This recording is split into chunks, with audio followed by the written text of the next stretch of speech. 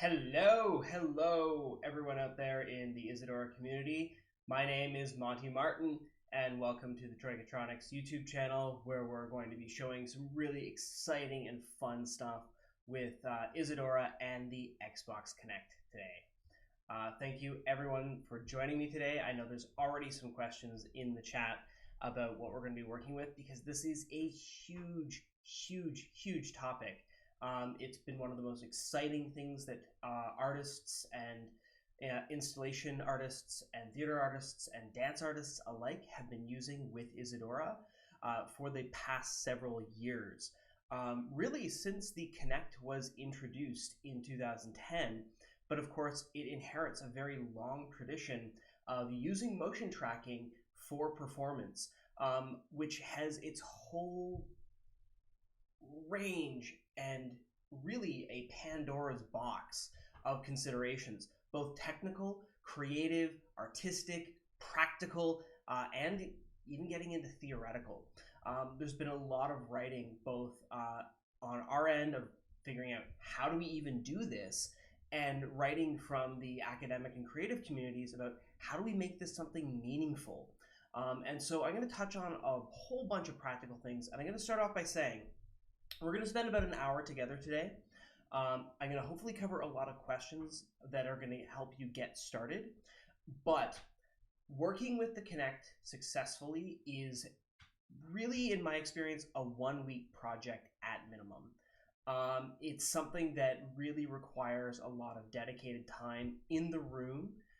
And generally speaking, because it involves movement and human bodies, it's really handy to work with another person, ideally someone that has a really good sense of their own body and movement.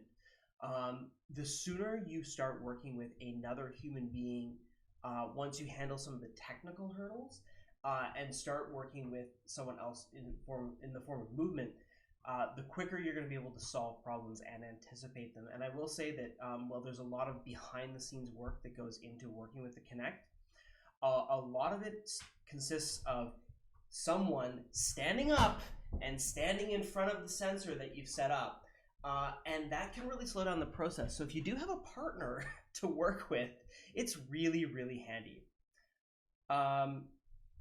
You're getting 2 streams of audio. Mark, are you're getting 2 streams of audio coming in? Let me just check my audio here.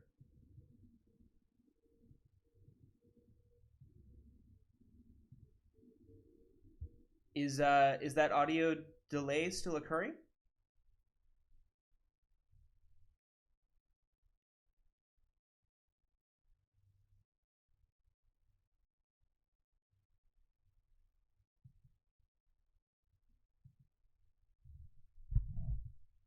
My apologies for any technical difficulties. If anyone else in chat is getting any bit of an audio problem, please let me know. This is the same setup we had last time. Okay. Mark, it might be your internet connection. Just let us know. Okay. All right. Audio is always a tricky thing with live streaming, but I hope that this is consistent for everybody, because I'm going to be saying a lot of words. Alrighty. So let's get into what we're talking about today, which is specifically doing some motion tracking with one of these fun little guys, the Xbox Kinect.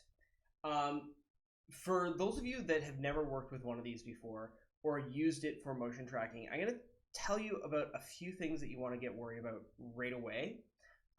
And the simplest one is, how do you even get one of these? So the Xbox Kinect came out in 2010? November 2010 for the Xbox 360. So this machine is completely defunct.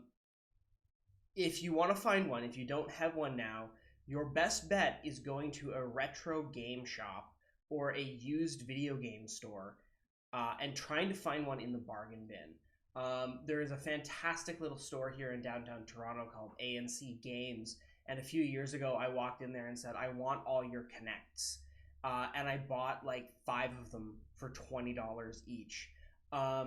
And so they're very cheap. They're very easy to get for a good price, but they're increasingly more difficult to find. And also, there's now been several different models of them, including the Kinect 2, all of which are completely discontinued. And so it is getting increasingly difficult to find these devices and replace them. Fortunately, I've had mine. This is the one that came with my Xbox. And it has been working really, really well for the 8 years that I've had it, miraculously. But several of my other ones have died. And so sometimes they've just been unplugged for a while, and I've taken them out of the closet, and they just don't work anymore. It's unfortunate, but they are cheap plastic pieces of crap. Pardon my language. And so they have a lot of quirks to them, and knowing like where you can get a good one of these is really important. The other thing to know is that there are multiple models of this in existence, and you can tell by looking at the very bottom. You can probably barely see it on the camera there, but I'm going to hold it up and hopefully it'll come into focus. There we go. Xbox 360 Kinect. Down there on the bottom of it, it will actually tell you what the model is. And mine is a Kinect 1414 or a Kinect 1473. These are the only Kinect models that these will work with on the Mac side. Also, apparently, there was a Kinect for Windows that came out a while ago that Windows users could use. But if you are working with a Mac, or even if you're on Windows, making sure you find one of these Kinect 1414s or 1473s is essential.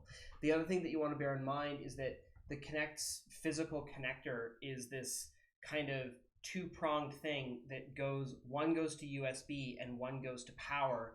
And then there's this plug part that goes into it that isn't a standard USB. So if you are buying one of these things, you need to make sure that you get this second half that's actually going to go into your computer with USB, because this thing is the part that plugged into the actual Xbox 360. This was this whole other thing for a second generation of Xboxes that actually had a USB port.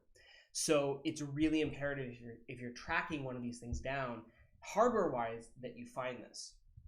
Now, a few other things that I want to clarify with the Xbox Kinect and what it does and what kind of tracking it does. It's an infrared depth sensor. What's actually happening on the front of the Kinect, and you can see this because this lens here on the camera feed is flashing, and in real life it won't flash like this because my camera is picking up the infrared grid that is being projected from this thing. And then it has a infrared camera and a standard RGB camera. All of these are built right into the device.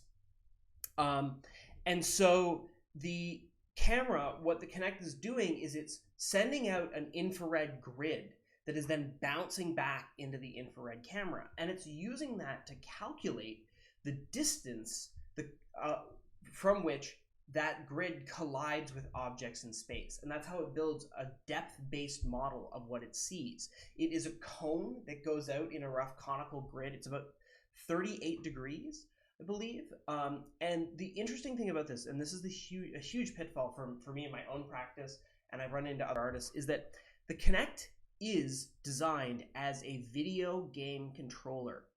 It is meant to detect the full human body. So it's assuming that the body is standing up. It is assuming that the body is located approximately 8 to 10 feet from the sensor. And it's also assuming that the sensor itself is placed roughly 3 feet off the ground, roughly at waist height. I've run into many people that have run into weird issues because they've put the Kinect on the floor, or they put the Kinect really, really high looking down or even above, and they still want to get a full body image, but you end up with this weird distortion. So whenever possible, I really, really recommend with the Kinect, get a tripod, set it on that tripod about 32 to 36 inches off the ground, and make sure that you kind of have this taped out area that is about 8 feet to 12 feet away from the sensor. And about that wide. That's about how wide. You can go about as far from the sensor as left and right. So it ends up being this really narrow patch of ground that is about 8 feet away and about 8 feet wide, and then only 2 feet deep. And that's kind of like the prime time. So in previous projects, what I've actually done is I've set a theater light up directly above, and I pointed it straight down to illuminate that area for performers. The other thing that I'll say is that some theatrical lighting can be so bright that it may cause interference. There can be some forms of clothing as well that are highly reflective, other materials. These are all things that can interfere. The other thing is that two Kinects together, if you overlap them on the same area, they'll interfere with each other. But there are ways to do multiple bodies all at once together, which we'll talk about. So these are just like the pitfalls that you can run into before we even open up Isadora, before we even open up any of the software that we're going to use to bring this data in to the machine. And there are things that you want to have in mind when you're even setting up, because even if you're poking around to try things out with the Kinect, it's actually really important that you have enough physical space to just try them, because as you're calibrating your Kinect, you're figuring out your data, you really want to have as close to real world things, because we're going to be using a lot of value scaling in Isadora to help massage the numbers that we get from the Kinect, because they really are quite intimidating, and there's a lot of numbers. There's a lot of data that we're going to get in. We don't have to use this data, but it's what makes it truly really useful, especially if we wanted to connect it something like the live drawing that we did last time. That's where it gets really, really useful and interesting. So there's a couple different modes. There's a couple different pieces of software that we have used in the past to bring the Kinect data into Isadora. And there's two main pieces of data that we want to get that we're really interested in, because these work really, really well for our purposes. The first thing is that the Kinect itself, the cameras on it, the depth feed and the RGB camera are just useful as cameras. And so it's wonderful to just be able to get that image into Isadora. One of the really cool images that the Kinect brings in that we'll see in a moment is what's called the silhouette, which is really useful as a video mask. So one of the first things we want to be able to achieve is simply just siphoning in that data, that camera feed, into Isadora so we can use it as a really cool live camera. The second thing that we want to get, and this is the thing that most people are really, really, really interested in, but it's also the more difficult one, is the skeleton data. The Kinect tracks, this original Kinect model looks at several main points on the human body. It tracks the position of the head, the neck, the torso, and the hips, the shoulders, the elbows, the hands, the knees, and the ankles. And so all of those pieces of data, it gives you the X, Y, and Z coordinates in millimeters in relation to how far that is within the sensor's depth of field. And so this means that you're getting about 45 points of data minimum from the Kinect about the entire human body. It's a lot of information. And we have to define manually how we're going to use all these numbers. And the fact that we're using Kinect alone, the fact that we're using these numbers in this way, is going to determine a lot about how that human body that we're tracking is going to be able to move. Because I'll tell you, there's a lot of movements that you can do with the Kinect that you can do in front of a Kinect that don't really register. And this really comes back to the fact that the Kinect is a video game controller. And what are most video games about? Violence. And so the Kinect as a sensor does really, really well with very large, expressive, and violent full body movements. But very subtle gestures can be very, very difficult to make it work. So we're going to keep coming back to this theme, and hopefully by the end of this I can show you a couple really useful ways to use this data. So what are we going to use to bring it in? Well, what prompted this tutorial specifically is that a few years ago, Mark Coniglio taught me how to use processing to bring the Kinect data into Isadora. And processing is a free open source programming language. We have a bunch of tutorials that are available on the Isadora website about how to use these, and a couple pre-written bits of code that you go on, you download a couple libraries and plugins, and click a few buttons, and hopefully, boom, you're there. Except you're not there.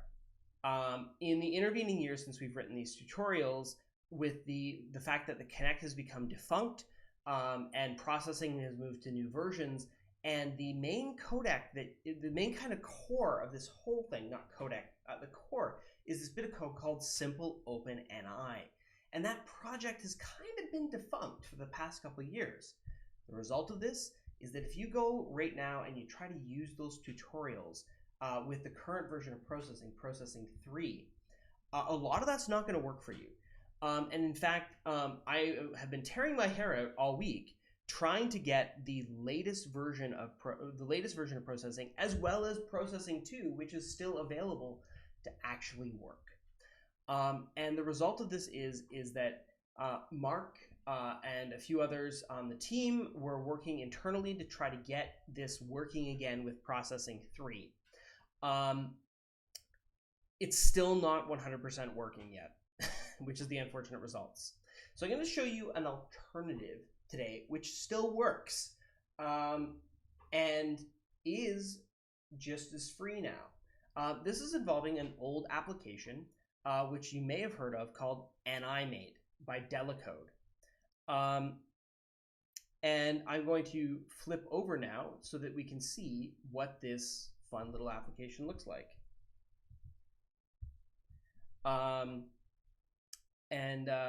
Yeah, there we go. So you're looking at my screen here. You're probably gonna get a little bit of a flash of my OBS for a sec. I apologize for that. Woo, that's fun. And this is Delicode Animate. This is version 2.14, and as of this version of Animate, it's actually free. It used to be that Animate cost several €100 to purchase, and now I was able to download this from Delicode's website, install it on my machine. I've got a little bit of an ad down here, but I plugged in my Kinect, and pretty much, boom, it goes right away. So what am I looking at right here? And I'll just show you how to kind of get started with this thing. I'll just quit Delicode for now. We're back to that. And if I open it up, it kind of doesn't do anything initially. It asks me, can I start Animate free? I'm going to say yes. And I've already plugged my Kinect in. It's going to take a little while to load up the user interface. And then nothing happens. Well, I've actually got these ears up in my system tray. And I'm going to click that, and I'm going to open up the control interface. And it says, welcome to Animate. Here's all their news and everything. And I'm going to just go to the setup. And I'm going to make sure that my default IP is in here and that my port is set to 7000, which is Animate's default. And I'm going to pull down Open NI, and this is what the Kinect sees. So you can see I'm kind of moving in front of my sensor now. I'm going to stand up. Oh boy. There it is. So it's kind of found my wall there. So I'm probably hopefully you can still hear me without too much echo. But there it is. That's what the depth feed looks like. You can see that within Animate, I can actually change what my outputs are with Siphon. This is done right down over here. And I can change it to the depth or the RGB feed, so you can see the inside of my living room there. Or our ghost feed, which seemingly shows nothing until you kind of get actually in front of it. Color ID, all of these are different modes. This is the encoded depth mode, which is pretty cool. But I'm going to leave it on our depth and extras mode for the time being, because I find that the most useful. Now we can go through here and we can add in a few of these other settings in animate, but to me they're not incredibly necessary yet at this stage. The most important thing here is that we go into user detection, all the activation areas, we can just leave this all alone for now, but we're going to go under skeleton tracking, and I want to enable skeleton OSC and get this turned on. Again, it's going to port 7000, and I'm going to show you why this is important in a moment. I'm going to turn off the hands because that's extra data that I don't need right now. And with the joint OSC mapping, I'm actually going to turn this to OSC skeleton. And we'll see why in a moment, but I'm just going to turn it on to OSC skeleton. Yeah. Bone map. Bone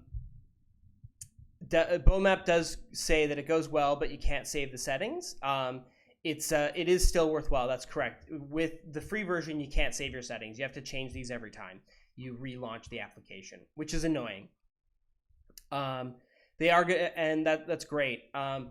Hopefully, by this time, we can have the real version with Isadora, our processing stuff fixed up, so you can use that instead. I'm using this today really because I want to show you the stuff in Isadora. But we've got all of our OSC data. We've got all this turned on. We've got our skeleton tracking. And at this point, we're pretty much good to go back over to Isadora. And in Isadora, one of the first things that we need to do here is go up into our Isadora preferences and make sure that our OSC IP port number is switched to 7000. By default, it's 1234. So I switched this to 7000 to just conform to what animate wants. If you're using processing, Mark's processing patch will probably use port 1234 by default. So here we are in Isadora, and already what I've done is I have put in a siphon receiver and a projector actor, and the siphon receiver found the Delecode server right away, and you'll see that I can just stand right up, and there it is. It's pulling my data in right away, and I get this awesome little preview window right going. It's getting a little bit laggy there. I'm not sure why. It might be because I am doing the live capture and everything else at the same time. That's pretty fast still. Probably switched it around too many times. There we go. That was strange troubleshooting things to worry about. So now we've pulled in this siphon feed, and I always like to have the siphon feed running when I'm working with the Kinect, so that I can kind of just get a good sense of what the camera's doing. But now I'm going to go up to communications here. I'm going to go to stream setup, and I'm going to click auto detect input. I'm going to just clear the list here, and when I clear it, click auto detect input. You can see that already it's found this one called animate sync. And what I'm going to do now is I'm going to stand in front of the sensor again, and we're going to see something awesome happen. Boom! Awesome. Okay. So we just got a whole bunch of data in here, and this is the meat of how we are going to work with the data. And this is going to apply once we're here, regardless of if you're using animate or processing. Now it's pretty similar. There's a few weird things that we have to worry about with specifics, but the premise now is identical. We're going to get a whole bunch of data that's going to come into our system, and we're going to hit renumber ports first. And what this is going to do is this is going to assign channel numbers to all of the various bits of data that are coming in from the Kinect. And you can see whoa, we got a lot of stuff coming in here. We got the head, the neck, the torso, the right and left shoulders, elbows, hands, hips, knee, and foot. We're even getting data about the palms and metacarpals. And what you'll see here, and this is really important, I like to, again, use the metaphor of a lighting channel board or lighting board when I'm doing this, because it's a handy way of thinking about it. All of these things are channels.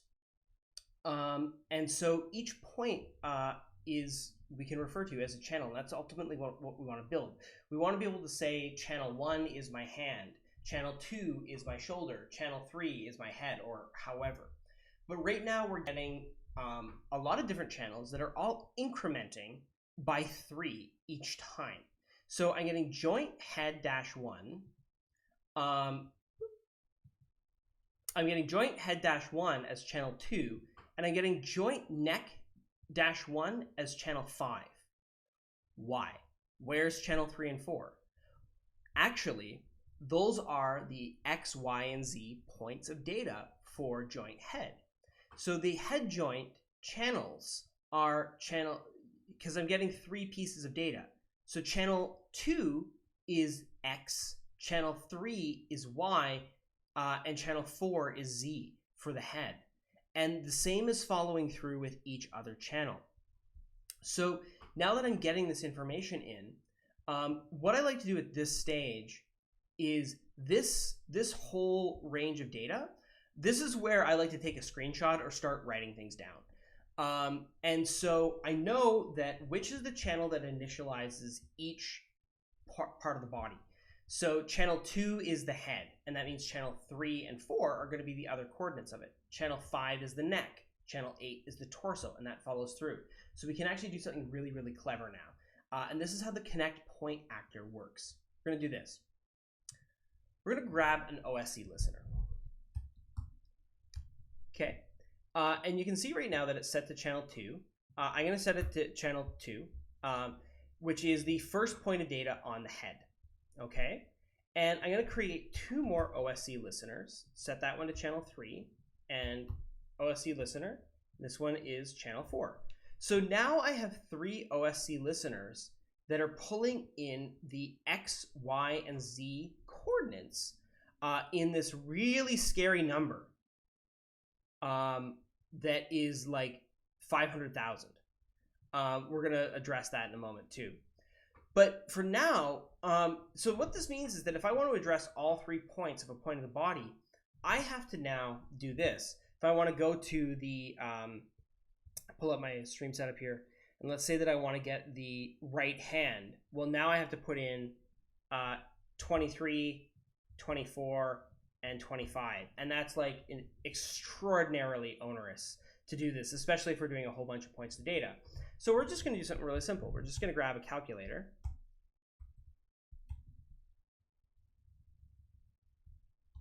And we're going to do +1. And we're going to put that there. We're going to copy it. We're going to paste it. And we're going to put the input of that in there. Oop, that's in the operation. That's not what we want. Put there, +1. Right? And what I'm going to do now with all these guys is I'm going to copy them all. I'm going to make a user actor. I'm going to go inside that user actor. I'm going to paste them. Ooh. And I'm going to do this. I'm going to grab my user input. I'm going to connect that to the first listener and the calculator. So now, if I change this to 2, 2, 3, 4, change it to 5, oh, look at that. That makes it a little bit more logical, just a little bit faster. And then I'm going to put the user out. I'm going to get some user outputs.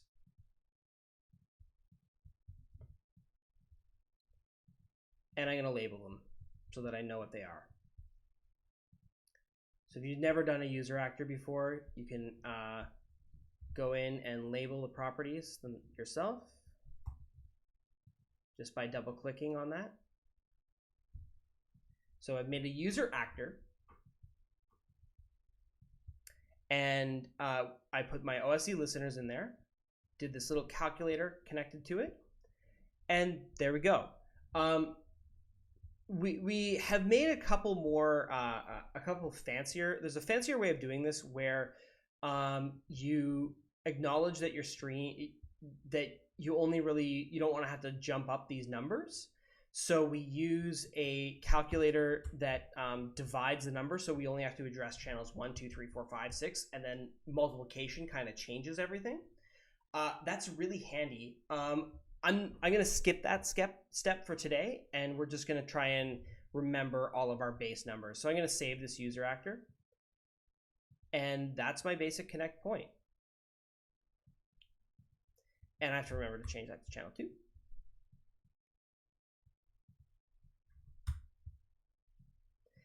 And then, so if I actually now go in here and stand in front of my sensor again,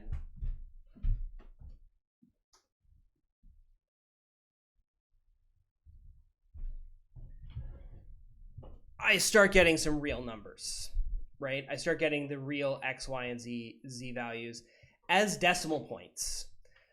So these are really, really, really small points to use. And so we often have to use a lot of value scaling to make these into anything useful at all, right? And again, as we're starting out with this stuff, that's the X, Y, and Z of my head. As we start out with this stuff, some of the easiest ways to kind of get this into useful information is to just start playing around with a couple really basic tracking actors that can give us an approximate position of something, see how things are moving around in a really cool and interesting way. Just want to say we're halfway through our time. Does anyone have any questions so far about how this all works? Let me know in the chat.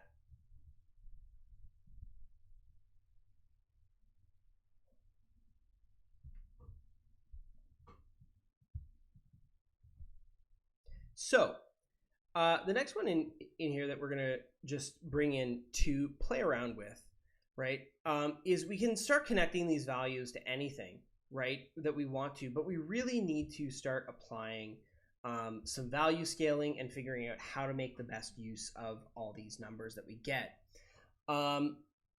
One of the ways that we've kind of made our connect point actor a little bit more advanced, I'm going to just open this one up. So this is the connect point actor that I previously made. And you can see with this one, what we've actually done with this one is I've created a 3D player inside it that's drawing a little ball for me, right? And I've done all the math already inside here to make these points really, really clear. This one is doing a little bit of subtraction that I don't need it to do. So I'm just going to actually get rid of these guys here.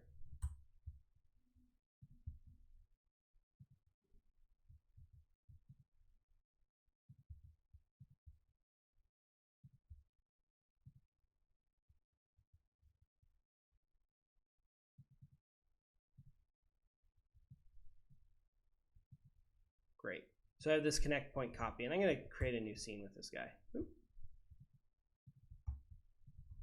So this is my new connect point copy on channel 2, and it's connected to a 3D player.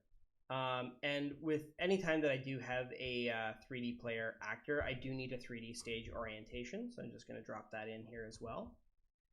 And I'll also get my siphon receiver so I can see what I'm doing.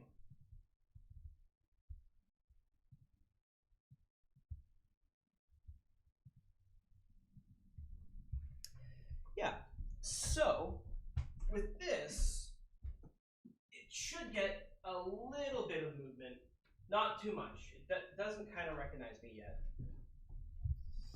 So when we go back into this connect point actor, you can see that I've applied all these calculators to it to really pare the values down. So I'm going to get rid of those, and I'm just going to put them into the translates and see how that affects what we're going to get out of it. This is a lot of playing around, figuring out exactly how you need to scale your values using either limit scale values or calculator actors to really make the Kinect give you the right numbers that you need to manipulate something. I want to get this ball to track on my head. Right, so now it's disappeared.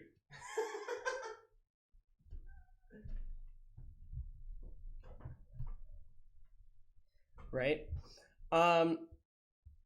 And why has it disappeared? Well, let's look at where our Z translate numbers have gone. Part of this is that it's now put a positive value in the Z translate. And that's part of why we can't see it anymore. If I go back in here and I disconnect all these things,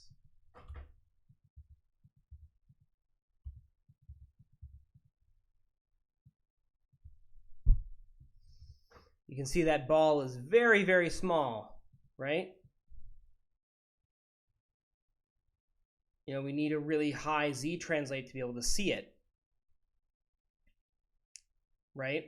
So that if I have that Z translate too high, it might not do anything. So what I'm going to do to just figure this out for now, and if you look at my Y translate, right, I only need to adjust my Y translate a little bit just to give us the idea of what we need to do. So I'm just going to put in the OSC listeners for X and Y for now. And I'm just going to see what that does when it starts tracking things around. Let's just see. There we go. Oh, and see, you can see now it's actually corresponding a little bit to where my head is, approximately, right? It's not perfect because I haven't taken that.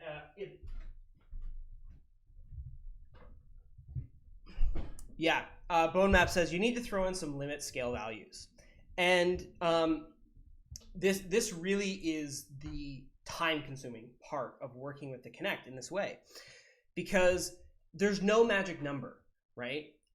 There's no magic scale, really, in my experience. There's ones that come really, really close, but it's always going to depend on a bunch of really specific things. It's going to depend on how big your space is, how big your person is, and what you kind of want to create with it. If you want to get it a perfect match, right?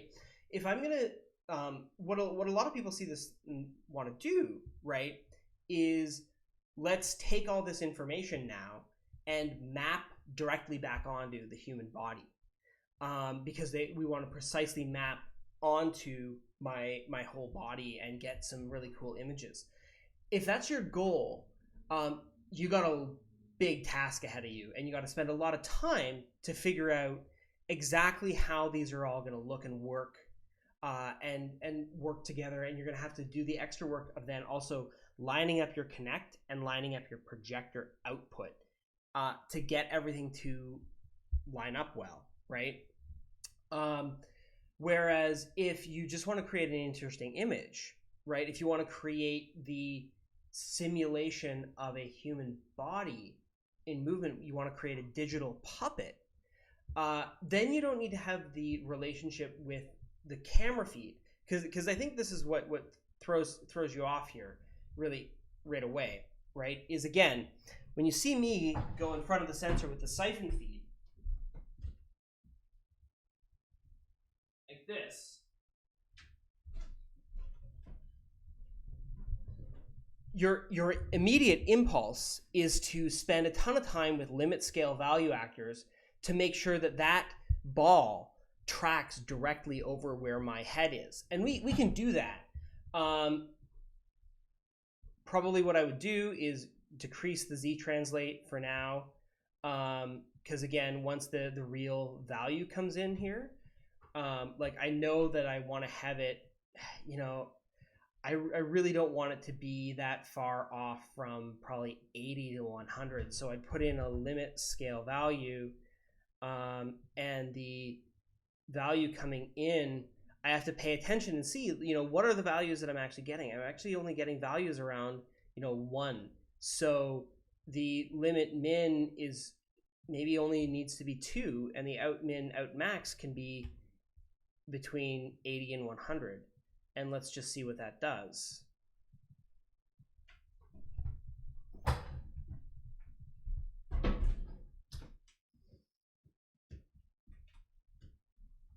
Right?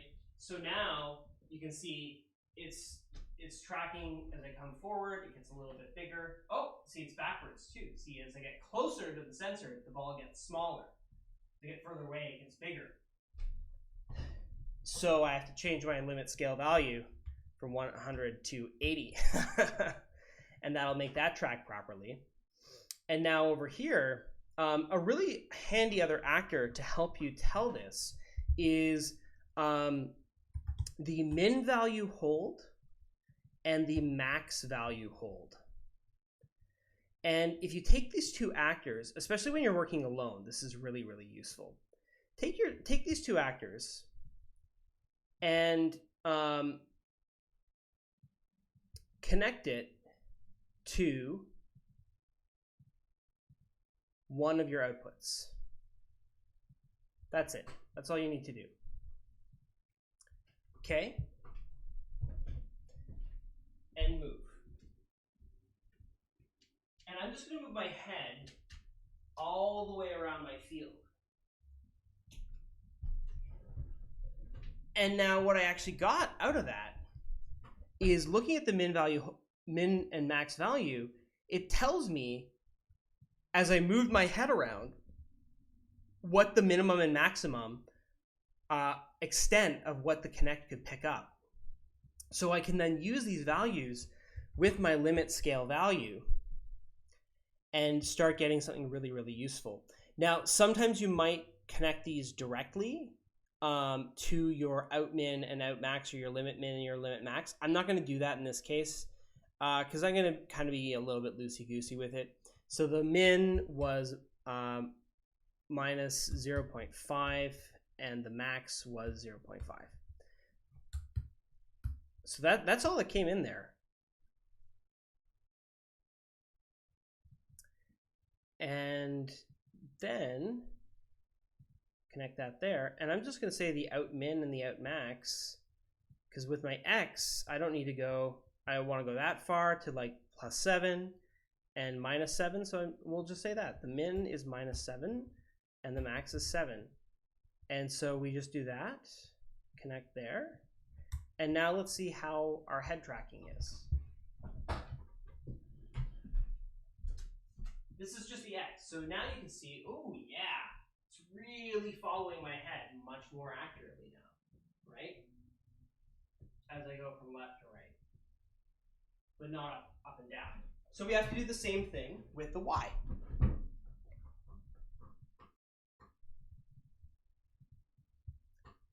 We'll get our min max value holds.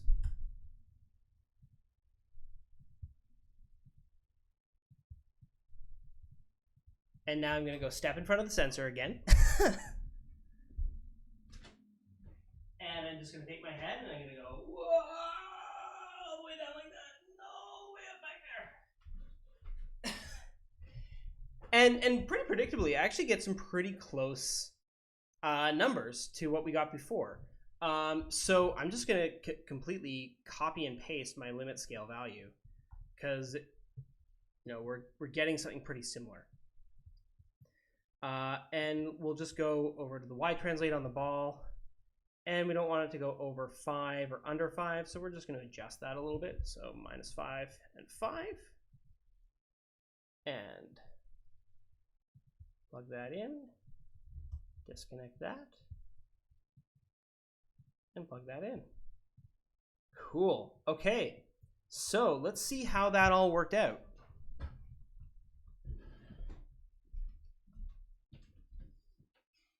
Oh, wow, we're pretty close, right? It's pretty good at finding, we could spend more time with this to get this to be more accurate, right? Oh, might have lost me there for a sec.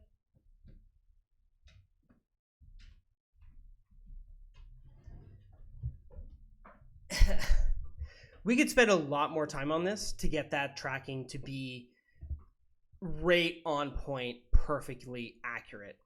But even just that little bit, using the min value hold and max value holds to, and then you saw like how in order to find that information out, I literally had to go back over and look at what I wanted the mins and maximums to be. And so to do that, again, to just to review, create a Kinect point and find the value, like move it physically with the mouse to find the furthest extent you want it to be able to go to, and find the smallest extent you want it to be able to go to. And then move in space and track it and find the minimum and maximum extent that you actually are going to move towards. And then you're going to use those actual values with your limit scale value, and those will determine the precise numbers approximately that you want to get for your tracking. So there's our little NIMate logo coming up with our siphon there. So that's also something to be aware with the free version with NIMate. But hopefully once this processing thing gets fixed up, we can show you something really cool and have kind of bypass all that stuff. But again, all the stuff with figuring out the limits and the minimums and maximums and using Siphon in this way, this applies with any kind of motion tracking. Even if we weren't doing the Kinect precisely like this, once you've got your data, you have to figure out how to interpret this data. And this is what we're doing. We're experimenting, we're playing around, we're finding what the minimums and maximums actually are, and defining them. Because the Kinect doesn't do any of that work for you. These are all decisions that you have to make yourself. And we have to do this for every point that we want to track. So now that I've got these about the way that I want them, I'm going to save this Kinect point, save and update all. And now we can experiment with something really fun. Like, let's just say I'll go into my communications and my stream setup. And I see that right hand is 23 and left hand, where's my other hand? Right hand.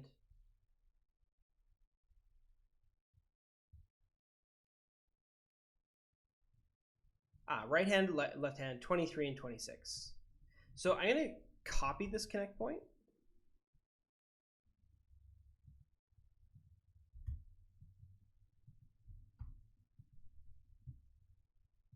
So now I've got two of them. And let's just see what happens if I use that data that I got from my head just for the making 2 points.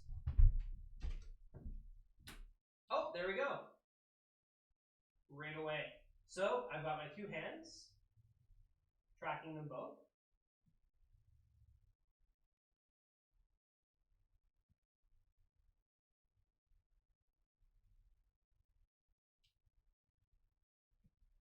So I think that means we've got some useful data here.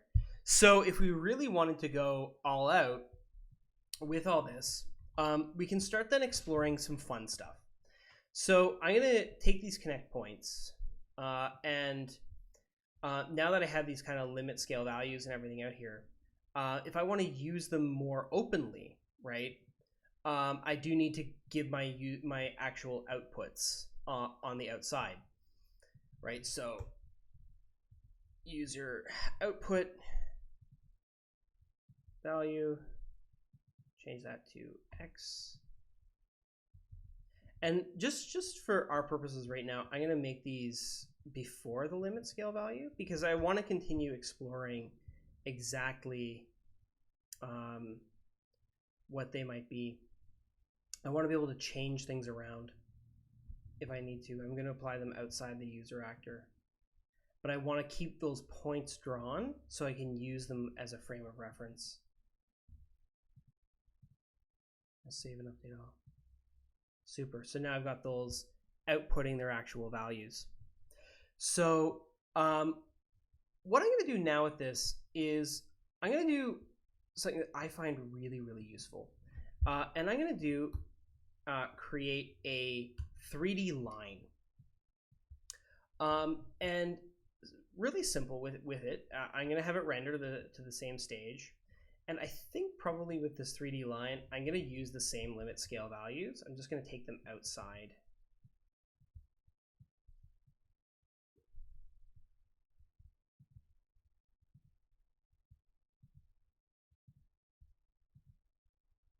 and we'll connect those up.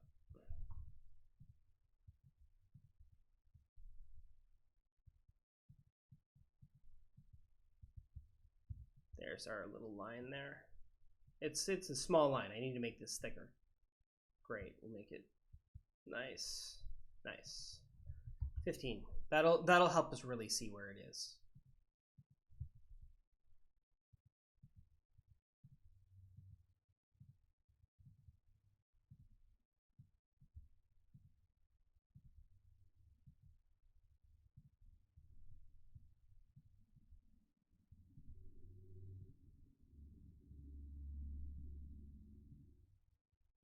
So what I've done here is I've connected these 2 points of my hand, put the limit scale values on here, and my goal is I want to draw a line between my 2 hands.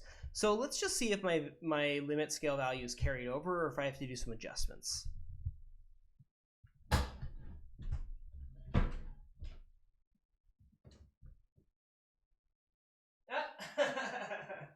Not quite. So I have to make my line. I have to open up my limit scale value. But you can see what I've done though is I've got this line now that the length of the line is determined by how far apart my hands are. And rather than because we've only got 10 minutes left today, rather than talk about why I chose this, over the years I've seen many people try to work with the Kinect. And I'm gonna just flip back over to my main view here. Over the years, I've seen many people work with the Kinect in such a way that basically, when you're doing your tracking, it's all about finding a point in space, right? So it's like however high the hand is determining some value. So like if the hand is up here, it's 100, and if the hand is down here, it's 0. Or we're creating a puppet, perhaps.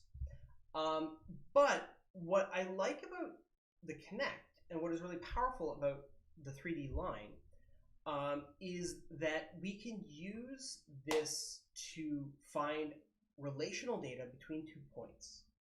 So I now know when I use an actor like 3D line, I now can figure out, like, I'm drawing something that is created by the distance my hands are apart, which is an interesting number. And that's something that actually a performer can internalize in their body. And we can use this in useful ways. So for example, if you just want to use the Kinect camera to control volume, consider instead of having it do this, make this the way that you control that volume. We can get really interesting things happen as well. As I flip back to Isadora, when I track 2 points together, I can use other actors like the 2D and 3D velocity actors to find out how fast these points are moving. And I can also use Calc Angle 3D. And this is amazing. I love this guy. With Calc Angle 3D and 3D velocity, I can plug these values. With Calc Angle 3D, I can plug in these 6 guys into my Calculate Angle 3D. And I'm going to be able to find out the distance between those 2 points. And so I now have a really meaningful value, a value that is so easy for a performer to understand, and in fact can be used in many interesting ways. Because, for instance, if I'm tracking a point in space, I don't know where that point is. Like, for example, let's say you want to trigger something. Let's just say that you want to trigger a scene change whenever a performer performs a certain gesture. Maybe they move their hand to a certain point in space. And so you're using a, Daniel just asked, am I recording? I absolutely am recording. And this will be available on YouTube afterwards.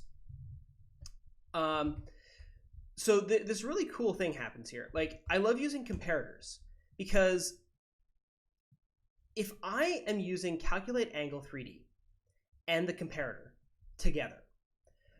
Well, what I can do now is I have my two hands. I'm tracking the position of my two hands in space. And if I am setting the distance to be the value that's compared, if I set distance to value 0 and to value 1 and value 0 equals 0, connect all these into it, well, what this tells me when I use the comparator with calculate angle and the distance is 0, that tells me when my two hands are touching each other. And that's an interesting bit of data to use. That's something meaningful, because when two hands touch, that's something that we can tell performers how to use. So if you can move around as much as you want, but putting your hands together is going to trigger a scene transition, or putting your hands together is going to stop the music, because of course the comparator has all the triggers and outputs that we need at the end. That's useful data.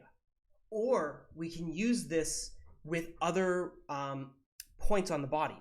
So for instance, what if I am tracking when I touch my head, right? And so the 2 points are not the connect point of my hand and my other hand. It's my hand and my head, because the gesture of putting my hand on my head is different than putting my hands together. I can even track the difference if I put in the third connect point copy and put that in for the head, and I use a calc angle 3D between the head and the left hand and a calc angle 3D between the head and the right hand, I now have a switch. So I can do something when the hand touches the head, or when the left hand touches the head, or the right hand touches the head, or we could even combine those together and have something completely different when you put both your hands on your head. So these are these are embodied methods of tracking. They make so often with motion tracking projects, the relationship is between the body in space. And in my opinion, and this is just my opinion, you say what it will, I think the really interesting interactions that can occur with motion tracking are the body and itself, and the body with other bodies. Because of course, the Kinect will track more than one body. And when it does that, it simply doubles the number of outputs that come in. You get basically, when we go into the stream setup, when you have more than one human body in here and you've enabled the multi-point tracking, it replaces all these numbers 1 with 2, indicating a second person. And they're usually separated from the next. So one of the things that I've done in a little exam experiment that I had was I had 2 performers that were simply dancing, and the only thing that I was tracking was when they were holding hands, and that changed the projection whenever they held hands, because I was just tracking their left hand and right hands, and the only trigger that happened was the various combinations of how those 2 performers held hands, and that meant that was a relationship that they could define themselves, and it was an interesting little experiment just to try this off the first time. Maybe I'll post that patch if I can find it. It was several years ago. I've only got a few minutes left, but I did want to know if anyone has any questions about this. Of course, all these files, we'll collect them all and put many of them online. Many of these still work, but we are in the process of getting processing working again with Isadora, and so I'm probably going to do a part 2 to this tutorial and look at more things with the Kinect. So if you do have any questions that you'd like me to see take on in a future rendition of this motion tracking stuff, please let me know. We'll create a forum post on the Isadora forums in the community that you can give me comments on how this one went. This is a very big topic. It was a little meandering today, pardon me. So if you do have any questions, please let me know either there or right now I can take a few more questions in chat if anyone has a burning question in their mind.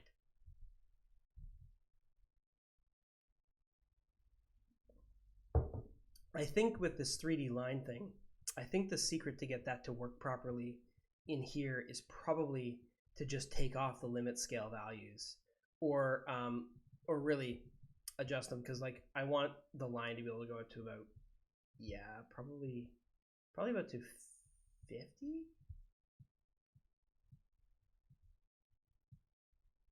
Yeah, So if the out, min, and max go to minus 50 and 50, and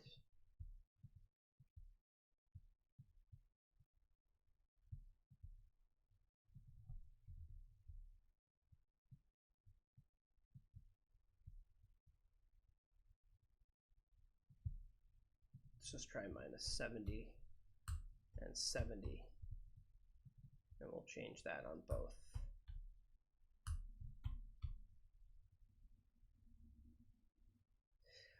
Bone Map asks, there's some discussion about Isadora supporting a current generation sensor. Is that still in the pipe? As far as I know, yes, it absolutely is. I think the one that we were looking at right now is the Orbeck. And we've heard a lot of people asking for native support in Isadora for motion sensors. I can't say with any certainty how soon that will be coming, but I know it's something that is on the priority for future features. Having a native actor or app that pulls in this data, or some native way of bringing it in, would be really, really awesome. But as you can see, there's a lot of moving parts, right? With bringing in all this OSC data and giving out all these values. So part of the problem of implementing a sensor is really like, okay, how do we figure out what part of the body it pulls in? Because this is all work that could be done by an actor, and we build user actors that contain a lot of different information inside them.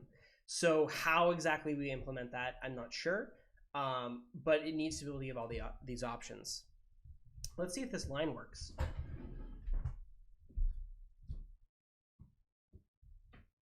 Oh yeah.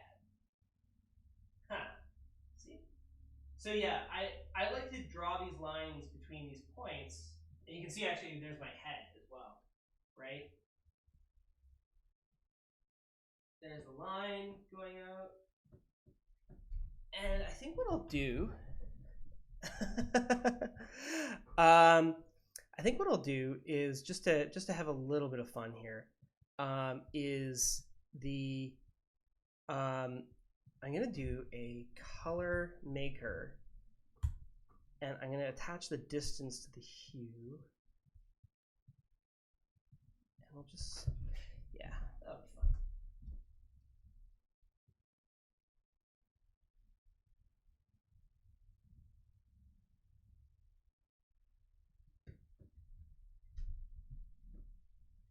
Oh, it's not measuring that distance well enough. Oh yeah, because I need a pulse generator. Right, because with calc angle you need a pulse generator to actually measure that. So let's just amp that up. There we go. Cool. It's kind of staying all in the red spectrum, but yeah, it's going to be yellow. We play with that a little bit more. Make that sort of line that changes color. Again, this is probably somewhere where I need limit scale value in there, because it doesn't look like my hue values were going very high, and I want it to really, so again, like really working with the Kinect effectively is a lesson in using limit scale value basically everywhere, and then making that effective and interesting, yielding the results. Like, it really is kind of the trenches for value scaling. So let's see what that did. Oh, there we go. So now that's much clearer, right? So as my hands get closer together and further apart, the color of the line is changing correspondingly. It's just cycling through the hues. That's fun. You can do something with this. At least to start off with.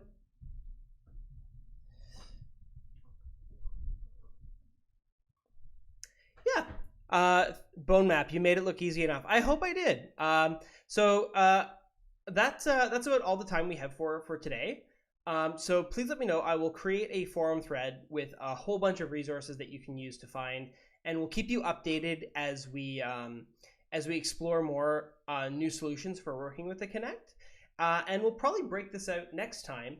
And I think what we'll do is next time we get together, probably in 2 or 3 weeks, we will connect the Kinect to live drawing and build on what we did in these last two tutorials and see if we can start drawing together with our hands. It'll be finger painting with Isadora.